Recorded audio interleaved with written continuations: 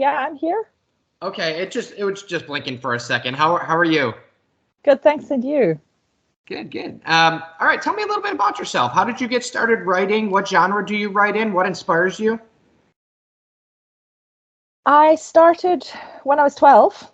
I've been writing for quite a while now, and I've always been drawn to fantasy, so that's what I write, although I read very widely. Okay. And yeah, it's been a long journey of just writing, and then I eventually took the plunge to publish. Oh, that's awesome. That's awesome. Yeah. Good for you. Did you self-publish? Are you traditionally published? I'm self-published. That's cool. I seen that on your main picture there it says a USA Today best-selling author, yes? Yes, that's correct. That is fabulous. How did you go about doing that? That was a massive project, and it was a group thing. I joined a USAT list aiming box set 2 years ago. It would be, roundabout now is 2 years ago. Okay. I applied to join them. Their theme was fairy tale retellings, which is one of the subgenres of fantasy that I write. Yeah. And so I said, okay, well, fine, I'll go for it. So I joined them. There were 23 other authors, and then with their PAs and the everyone joining in on the side as well, we were up to 30 people on the project. Okay, that's pretty cool. And you said this is a fantasy series? Well, it was a box set. It was a single, one-time limited edition project that was up for 3 months. Mm-hmm. And so we did pre-orders from a year before. We started with iBooks and Barnes and Nobles, and then 6 months before release we did the Amazon pre-order, and we hit the list at 110. It was a lot of work, but it was amazing. It was one of the most amazing experiences ever. And I'd just like to point out that it's so much work. 5 authors dropped out. They didn't make the deadline for producing the book in time. Okay. So and by the end of it, we were 20. Don't mind. Like, what's the story about? What are the characters? Can you give me a little bit about that? Absolutely. I've republished it since. So here is Naia's Wish, which is a retelling of the Nixie of the Mill Pond, which is a lesser-known grim fairy tale about a naiad. Naias. Naia's Wish? That's right. That's the one. Oh, okay. And it's about a water nymph who makes a deal with a miller where she will help him with his financial troubles, and he will give her his son. And he misunderstands the deal and thinks that it's the newborn creature, because that's what she says. Yeah. And he thinks, oh, well, I mean, it could be the cat. Maybe the cat's just had her litter, or it could be, a sheep, or, And then he steps into the house, and his wife has just given birth, and he didn't know it. And it's the baby crying, and he says, oh my God, what have I done? Oh, man. Oh, geez. Okay. And how did you go about character development there? How did you come up with these ideas? Well, for me, the biggest question was, why would a naiad want a baby boy? What's that about? Right. Okay. And the second question for me was, what would his wife say? Because, I mean, really. Well, yeah. That bit is glossed over entirely in the original fairy tale. So I thought, I need to answer this question. Right. And okay. The interesting thing about the fairy tale is that the boy doesn't actually get taken by the naiad in the beginning when he's a baby. His parents actually manage to keep him away from the naiad throughout his childhood, and he actually, falls into the pond when he's in his 20s.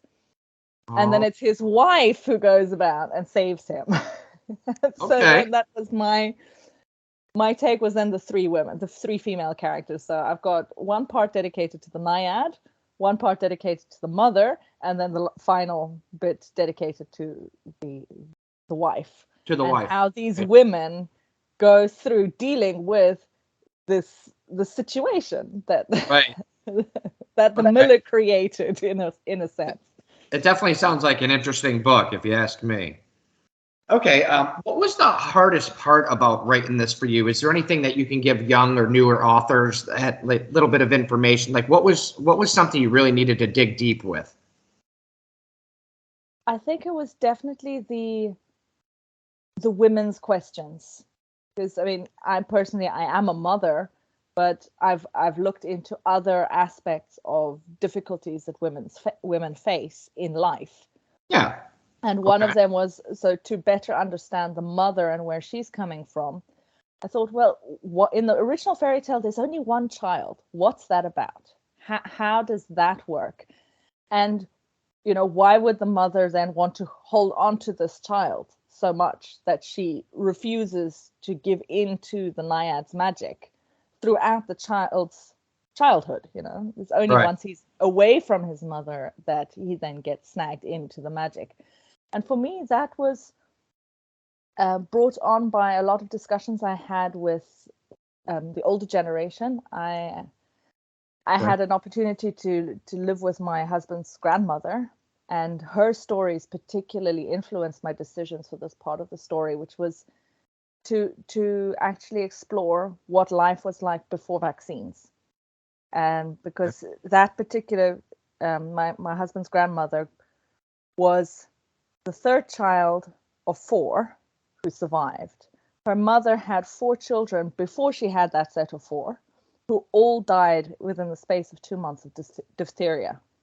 Oh, wow. I'm sorry to hear and that. So I was like, yeah, what, like, now I'm starting to find this character. And the mother's character really was the hardest one to write, because I really had to dig deep and research a lot about conditions in times before vaccines and what women used to go through, that medicine has made a situation that we can't even begin to comprehend. Because yes, we still lose children to sickness, we still lose children to accidents, absolutely. Yeah. But the absolute horror of losing one child multiplied by all the children you have, that's just that was pretty hard, and really getting into Hilda's shoes for that was tough. But it did make, it did help me to really get that feeling for her. She's this mother bear and she's protecting her young, and she's never going to let that Naiad get her baby, because she's already lost babies. So okay. So you wanted to create that, like, that homey feel kind of dynamic with that character then? Yeah. Okay. Makes sense. And so it took research. It took really like imagining myself into the character and how she would react, and how her bitterness and anger at her husband would feature. Okay. How did you go about conducting the research, and how did you know, like, what sources to trust and what research to use in your work?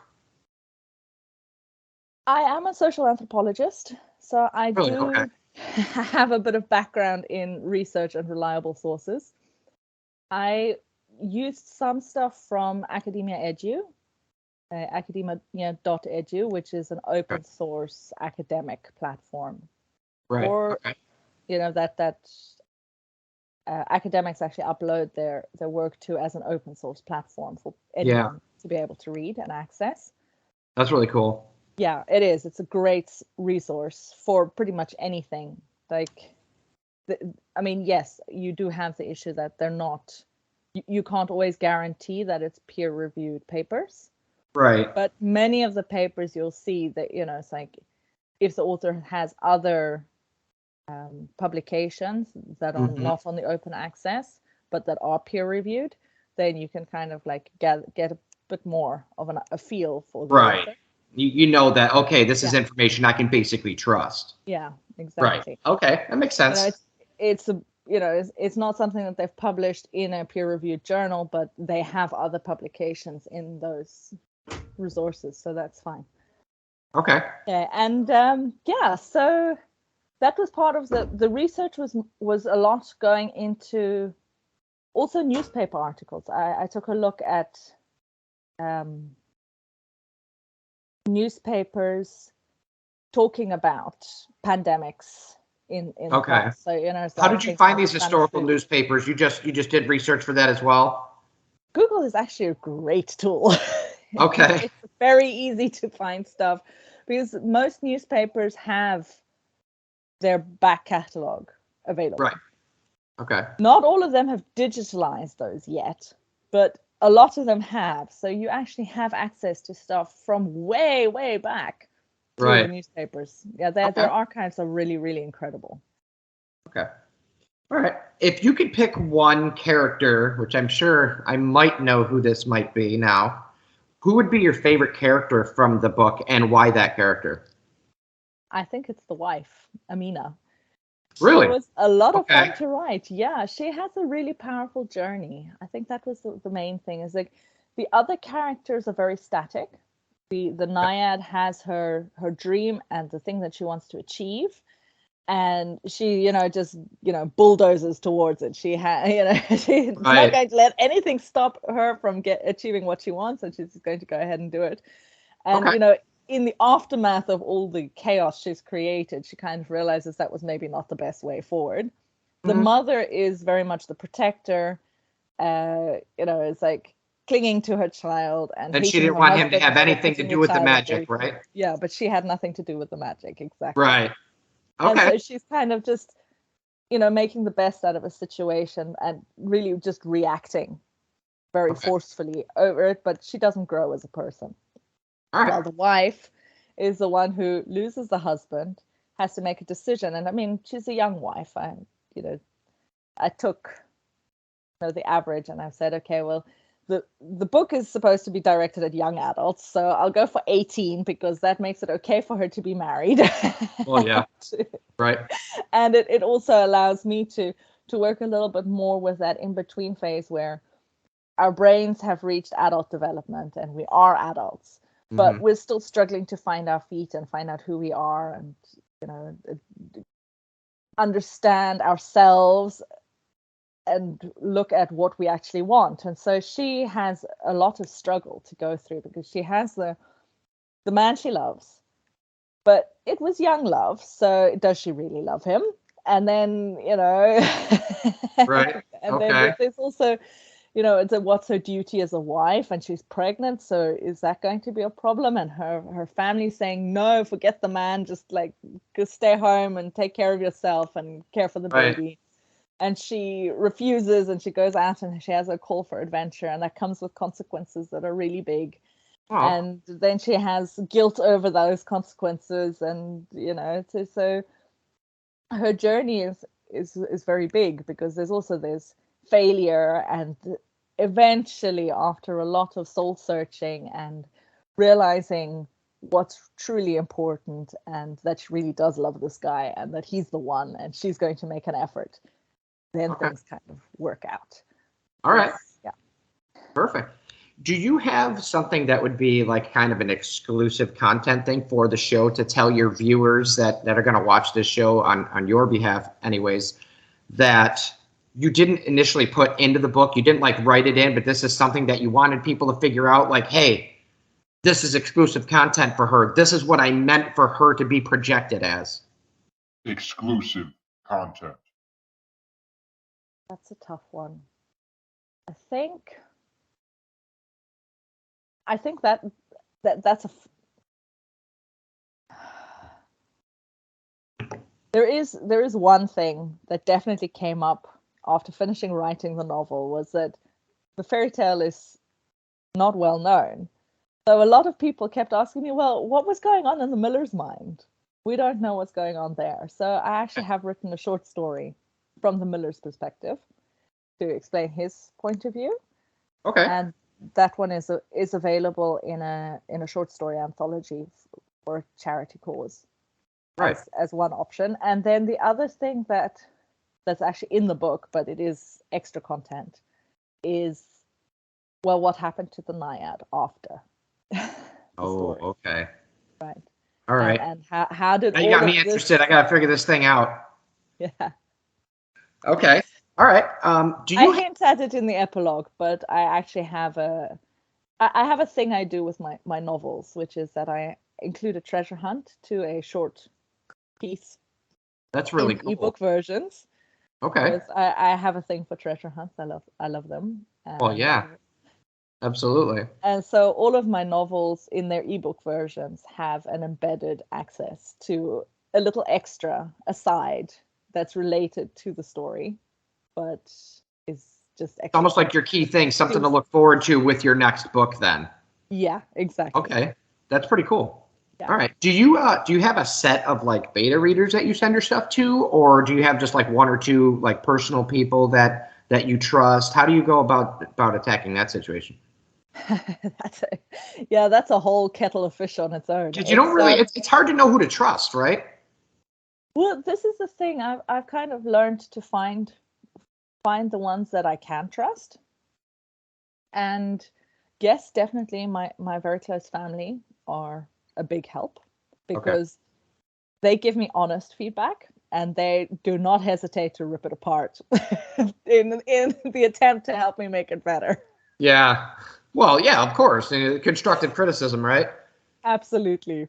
And what's great as well is my little sister, who is my beta reader, who has critiqued every single one of my books. And in my most recent book that I sent her just a few weeks ago, I've just finished going through her notes, and her feedback makes me laugh because she suddenly saw a connection with this book between 3 other books that I've already written. Okay. She kind of had this freak out moment. Well, that's She cool. was like, "Oh, I can see where this is going, and this is so cool." At least you know she's really paying attention at that point. Yeah, absolutely. Which is why it's important to keep the same beta readers as you go through your writing process. Agreed. But there are also things I find interesting because some beta readers are good for one thing, like focusing more on language. Well, what I really want for my beta readers is developmental, so plot aspects and characterization. And because I have an editor to check the language later, so that doesn't really bother me so much in the beta reading stage. I'm more interested in really getting feedback on the plot and plot holes and anything that's not working in terms of the characters. Okay. And for that, so yeah, I've got my family, and then I have a couple of people that I can rely on who regularly come back. So I'll pick 2, and if one of them falls through, I'll go and ask another one from the pool to help me out. All right. And so yeah, so that works. Again, it's something. It's grow your connections. Offer better opportunities to people and see what happens. I mean, you might find someone who really gels well with you, and then you keep them on in your pool of beta readers. Perfect. Thank you for that. Yeah. Okay. How do you go about your marketing situation? Is that something that's done more on a professional manner, or just something that you basically do by yourself, or a little bit of both? How do you attack that? In the past 3.5 years since I published my first book, I've done almost all of it on my own. Okay. And I've figured things out and built my Facebook platform predominantly towards the authors. So I'm in all the author groups. I'm in all the newsletter swap groups for my genre, and in the promo groups for my genre. And, that's kind of I mostly network through Facebook. And then I have my Instagram as my main focus out to readers. Where I also is there a reason that you pick Instagram as your main? Is that where you get most of your traffic from, or? It was the one that I was most comfortable with, because I do not like Twitter at all, especially not with their storms in teacups situations. Yeah. And there are some real trolls out on Twitter. So I did not feel drawn to that particular platform. And when I started, TikTok hadn't quite taken off yet. So I was like, well, I can't spread myself too thin. So I'm going to focus on one platform. And so I figured out Instagram using a handle for my series, for my fairy tale retelling series. Okay. And then when I was getting ready to publish my first book outside of that series, I actually went ahead and created a second account for my author profile. And that one, because I'd already learned so much doing the first round, I kind of that one has gone very well. So I have over 10,000 followers in 2.5 years. Yeah. Yeah, that's pretty decent. There you go. It is. Yeah. Absolutely. And so, it's like, yes, you have to find the platform that works for you, that you feel comfortable on. And then you have to figure out how to make it work for you. And so now, for example, Instagram went ahead and changed the algorithm, and now my engagement has plummeted. And so I have all these wonderful followers, but I'm not reaching them. How do you think that happens? Because they're now focusing more on reels, and I've been sticking to photographs and images. Okay. There is an issue there that I am no longer producing content that they push. But the thing is, I don't only use my platform for, that purpose. It is one of the purposes, but it is not the only one. The other thing I use my Instagram for is to send messages when I have review opportunities, or I have a book in a contest, especially cover contests and that kind of thing. Yeah. And I've definitely found that it's a huge help, because I have the space. And I have a system where I actually send a welcome message when a new person follows me. Yeah, that's cool. That means that then Instagram's limit of 50 messages an hour gets canceled out. Because if you've already contacted a person, then that rule no longer applies. And so when I then have a big event that I'm messaging about, or sale, or or like I mentioned, contests, or review opportunities, I can message hundreds of people in an hour. I'm following you. So that's kind of a way to fool the system in a sense. In a sense. And it's also a way to use the system to work for you. So yes, you'll have people who unfollow you because they think you're spamming them. You'll have people who won't reply, but that core group that does reply and that does help can make a huge difference. And I've won cover contests thanks to doing this. Yes, it takes time. Yes, it's a lot of messages, but it gets you results. It's worth it in the long run, right? Absolutely. And for example, for one of the charity anthologies that I actually managed this year, I had this beautiful opportunity in the run up to the advanced review copy going out, because I wasn't working at the time. So I was able to dedicate myself to building a street team for it. And I'm through messaging every single contact I had that was bookish related, so authors and bookstagrammers and bookish content, Instagram profiles. I built a review team of over 400 reviewers. Oh wow. And we have 200 reviews on Goodreads and just over 100 reviews on Amazon. Just thanks to that work. Just thanks to that group. Right. And yes, so you basically built your own platform in a sense.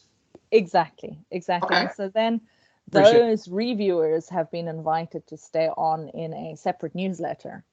Like an ARC reading list? Yes, exactly. As an ARC reading list for charity anthologies. So every time I have access to a new ARC for a charity anthology, they will automatically get updated on that opportunity and the fact that they can download it. And so that has been, yes, I mean, sure, over time I will probably drop some of these and we'll lose them. But you know what though? You can pick up more in the long run. If people don't want to be a part of your group, don't let it take you down. Just pick up and move on. That's what we've been trying to learn throughout this whole thing. It's one of the reasons I started the podcast, to help people with their inspiration, where to find information from. And this would be like a big, once I get, let's say 100 videos recorded, right? That'll be a big, large, another network to consult. Absolutely. How I started it is, I'm sorry, I didn't mean to interrupt. How I started it is, I was personally looking for information myself, right? And I was looking through like YouTube videos, and people seem a little too, I don't want to say uptight, but it seems a little too textbook. And nobody really had like personality. I don't know if you could tell like how I try to make it more like me and you are best friends right now. We're sitting across from each other, having a conversation about your books, right? And it kind of dumbs it down a little bit for me to understand, because there's some processes that are really hard to grasp sometimes. Yeah. And this will be a platform for everybody to go to. I'm going to make playlists eventually, like, okay, this is in this genre. This is everything you need to know. You can learn a lot of good information. Now, that being said, have you ever done a book signing, and how did you gear that book signing towards your genre? I haven't actually done a proper book signing. I was present at a book fair just before COVID hit. And since then, Isn't that kind of the same thing, or no? To a certain extent, yes, because I was there with my books and did sign. Yeah. But it wasn't in the bookstore. Book signings are often kind of set up for this author or maybe 2 or 3 authors at one time. Yeah. To present their books and then to sign them. Whereas the book fair is a lot more open and you don't actually get the limelight, as it were, for your book. Okay. But, you know, it's definitely, they're both very, very meaningful and worthy ways to get the word out in your local community. Mm-hmm.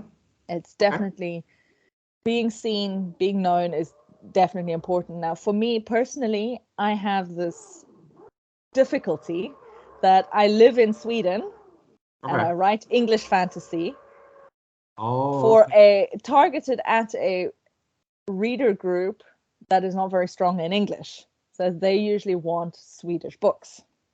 Can you have it translated by chance, or? I could have it translated. It costs an absolute fortune. Oh, really? Can't do it myself because my Swedish isn't good enough. Okay. And so this is the thing. Yes, good translations are going to cost a lot. Oh, wow. It's because it's by word, and it's a huge skill set you're asking for. So it's going to cost. That makes sense. If you can put it together, well, let's just think about this. You know how much an editor costs, and the editor goes through your book for usually, if they're doing their work properly, they will do a developmental edit, a line edit for the actual sentence structure. Then if you're lucky, they'll do a second round on the language to focus on the flow of the language, and then you'll have a proof. So you can do 3 to 4 rounds with an editor, and we know what that costs. Would that cost some money? Yeah. Now, for absolute translator takes longer to do the work because they have to take the words and transform them. Then they have to go through what they've written and in the new language. Yeah. And work out how things are said better in their language. We're still staying true to what you're saying, but the new language is how do you say it? The sentences or words different. Might be different. It's exactly. Yeah, some languages don't have the same words. There's no match to it. Precisely. And so then you have to do that sentence by sentence and paragraph by paragraph to really get the true sense of what's being said in the original and how it will be best said in the new language. And then they have to still go through the entire editing process as well to double check that they didn't make any mistakes. So, it's a huge process. Translation is a lot of work. That's a solid breakdown. And one tip I can give, because I have worked as a translator myself a little bit. Okay. So one tip I can give people who are looking for translators: find someone who's translating from your language into their first language. You will get a better product that way. Because when you translate into a foreign language, you struggle more. And especially with literary translations, you really need it to sound like it's natural to the language that it's in. Right. It can't sound like a translation. So you want their main language to be fluent in the one you're translating it to, not from. Correct. Yes. Right. Okay. All right. That makes sense. Makes a huge difference. Right. Okay. All right. I got a new segment that I want to add into the show here. I was actually thinking about this last night. I'm going to do, if you don't mind, to pick out one of your characters from your book. Any character it is. Got just a list of a few questions, and I want you to answer these questions as the character, not yourself. Okay. Does that make any sense? Basically, a character interview to show more depth about your book and to get people not only into you as the author, but to learn a little bit more about your characters at the same time. Okay. May I choose a different book? I don't care. Okay, cool. But doesn't matter. I've picked one of the main characters from The Apprentice Storyteller. Oh, Her wow, name that's is Viola super- Ilarion, I love and she the is cover the of that. storyteller. Oh, thank you very much. It's designed by Emily's World of Design. That is She's my beautiful. main cover designer, and she's amazing. She's Okay. a brilliant, brilliant designer to work with. After the show here, could you actually message me just all of your publicated books so I can put it in the description of the video? Will do. Gladly. Okay, perfect. All right, so let's start the character interview segment. For this character that you've chose, Yeah. first off, could you please describe your appearance to the viewers and tell us what time period you're from? My name is Viola Ilarion. Okay. I am probably 5'5". Okay. Walnut skin. I'm 48 years old. Okay. I have a way of speaking that is above the level of most people around me, Okay. but nobody knows who I am or where I come from. I am a Are you traveling immortal? storyteller. I am mortal. I am a traveling storyteller, and I have a secret past that I am running away from. Okay. All right. I like it. I like it. And one other key characteristic is I have violet eyes. Oh, that's pretty cool. I like that. Okay. What makes you tick, and what's your personality like? I love stories. I'll absolutely, that's what brings me life and makes me light up. Okay. But I am very, very grumpy and angry at the universe because things have not worked out the way I wanted them to. And Okay. I'm just pissed off at everything. Okay. It happens. All right. I like it. Do you see yourself as a hero, a villain, or neither? I see myself as a victim. I have been running my whole life long, and no one will just leave me alone. Why can't I just go and do what I want to do? Why can't I just be me? Why do I have to fit into other people's boxes? So and then they send their hunters after me to come and catch me and drag me back. And no. Okay. Okay. I like it. It's very intriguing. Who is your best friend? Describe a little bit of your interactions with them. Right now, 48, my best friend is a 13-year-old boy who tagged along and wouldn't leave me alone. He was so frustrating and irritating, and he just wouldn't leave me alone. He was just there. He was like, "Hello, I'm gonna follow you now. I'm not going to leave you alone. I'm just gonna hang out with you." Okay. And eventually I was like, okay, well, fine. I'll let you tag along and I'll get to know you. And he has these Where did he come weird from? religious ideas. He ran away from home. Okay. It's like, I'm not surprised. He's awful to be around. Well, that's great. He has these weird religious ideas, and he's constantly talking about his deity and praying, and yet, he's kind of cool. He's got some, so sometimes he helps me work through my issues. Okay. But he's so frustrating to talk to. Okay. At the same time. All right. I like it. What is the most pressing problem you have at the moment, and how do you plan to handle it? Well, I need to take a spaceship off the planet that I'm on, because the hunters are a day behind me, and I know they're going to catch me if I don't hurry up. Okay. But I can't really take the tag-along boy with me because that costs too much money, and I don't have that kind of money. But I don't really want to leave him behind either, because then the hunters are going to get him, and I don't want that for him either. Right. So I have this minor dilemma, and yeah, I'm struggling. You need to here. figure it I'm out. kind of stuck, and I need to figure it out. Okay. All right. I'm going to have to buy this book now. Thank you. Because I got to figure it out now too. Okay. Next question. This is a question just for you as an author that concludes the character. I really liked your answers there, by the way. That was fantastic. Thank you. give us a little sneak peek, if you have anything. Some authors do, some don't. Give us a little sneak peek about something that you're working on that is going to be either a future book or a second part to one of the books that you already have out. Oh, well, that's actually easy, because The Apprentice Storyteller, where we were just talking to Viola, the second book comes out in 9 days. Oh, wow. Oh, that is Yeah, fabulous. it comes out on the 20th of December. And yeah, it's been a lot of fun to write, because it's really Viola's growth out of her angry, bitter character into the person she would love to be. And this will help us figure out how she handles that situation, I'm assuming. The situation she actually handles in this book. Oh, really? I essentially, I gave you part 1 of the book.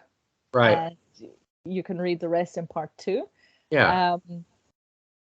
The next book, called Finding the Way, is about her continued journey after she parts ways with her apprentice, and how everything they talked about, and kind of his wisdom rubbed off on her, and she's now implementing what she learned from him.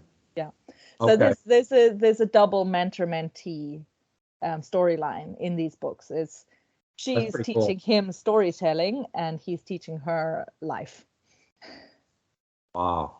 Yeah. Oh, that's pretty deep. I really appreciate that. Do you have any other information just from your own self, without me asking like a specific question? Like, hey, listen, young authors, new authors, this is the information I want to bring to the table for you. This is what I want to leave you with. One thing I think that's really important is to remember that it's your story. You know your story, and you are the only person who will be able to bring your story to life the way you need to do it. Yeah. Because I hear a lot of authors and platforms saying, it's like write to market, or, write this recipe. Yeah. And sure, that works. But the readers see that. When you're writing from the heart, you will get your reader, no matter where your reader is from, no matter what your reader's background is, what their preferences are. If you're writing from the heart, and you're writing your book to be as true and authentic to itself as it can be, then everything else falls into place. Because the to market you can do with tweaks in editing.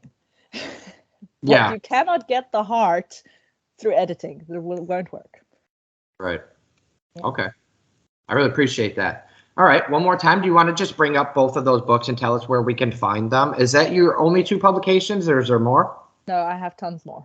Oh, geez. Okay. Well, you at least want to show us those 2 so that people know what the covers look like and the names of them again. Right. So my fairy tale retelling series, this is the 4th book in the series, called Naia's Wish. Okay. And is a standalone retelling of the Nixie of the Mill Pond.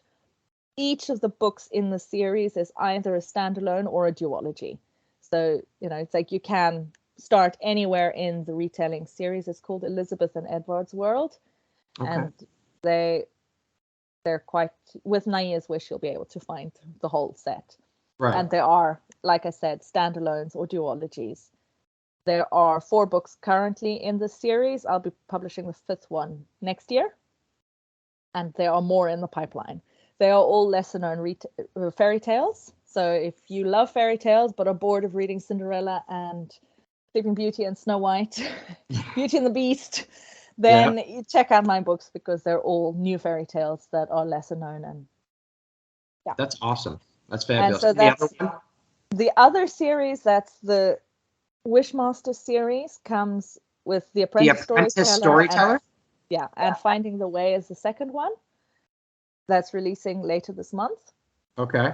These are essentially a frame story, a little bit like 1001 Nights. So because they're storytellers, this is the storyteller's adventure, but they also mention tales that are told during the course of the plot or the storyline.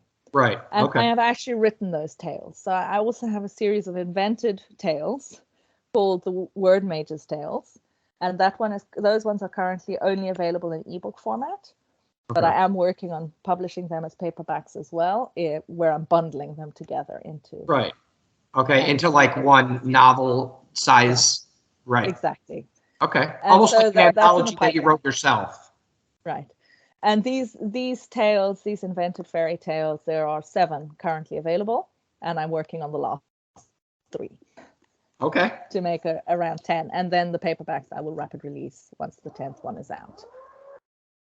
Awesome. Okay. Awesome. All right. Well, And I think that's it. That's fantastic podcast. I really appreciate all the Thank you. information you brought to the table today. I You're really welcome. hope this show helps others. You had a lot to say, and I hope it helps you sell more books as well. I will get it out to you as soon as I can. Thank you very, very much. And thanks for the opportunity. It's been great. Absolutely. I look forward to having you on again. Maybe once a couple more of your books come on, I'll have you back on. Gladly. Or we could maybe do something specifically for the charity anthologies that I'm on. Because I that's have cool. several. Yeah. Absolutely. There you go. We'll do that. Yeah. Great. Awesome. Thank you very much. Have a good day. Thank you. Yeah.